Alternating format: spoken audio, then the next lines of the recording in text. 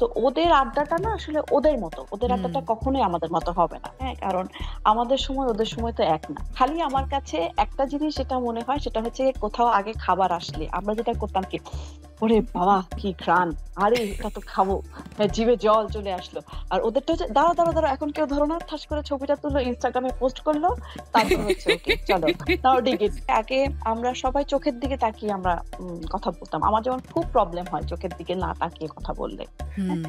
বা আমি যদি চোখের দিকে না তাকিয়েও কথা বলি, বা আমি যদি একটু অন্য মনস্ক হয়ে থাকি বা কিছু করি, কিন্তু আমি যে মানুষটাকে সামনে দেখতে পাই সেই মানুষটাকে দেখতে পাই যেন ও ঠিক মতোই কথা বলছে। কিন্তু এখন যেটা হয় সেটা হচ্ছে কি, যে ওদের হাতে একটা ডিভাইস, আড্ডা দিচ্ছে ঠিকই, কিন্তু আমার কাছে মনে হয় যে আসল বন্ধু ডিভাইস, আসল বন্ধু ডিভাইস। আমি একটু মাঝখানে ঢুকে পড়লাম, প্লিজ প্লিজ। সেটা হচ্ছে যে আমরা এখন কোথাও একটা বেড়াতে যাচ্ছি বা তো আড্ডা দিচ্ছি বা কোথাও একসঙ্গে হই হই করে একটু খাওয়া দাওয়া করছি, এই সব কিছুই করছি, আসলে আমাদের আলটিমেট এম হচ্ছে আমরা একটা ছবি তুলে সোশ্যাল মিডিয়ায় দেব। এই ব্যাপারটা না আমার একদম ভালো লাগে না। হ্যাঁ, মানে আমি হ্যাঁ হ্যাঁ মানে আমি বেড়াতে যাচ্ছি কেন না, আমার আলটিমেট এম হচ্ছে, আমি আপনার সাথে কোটি ভাগ মানে একমত।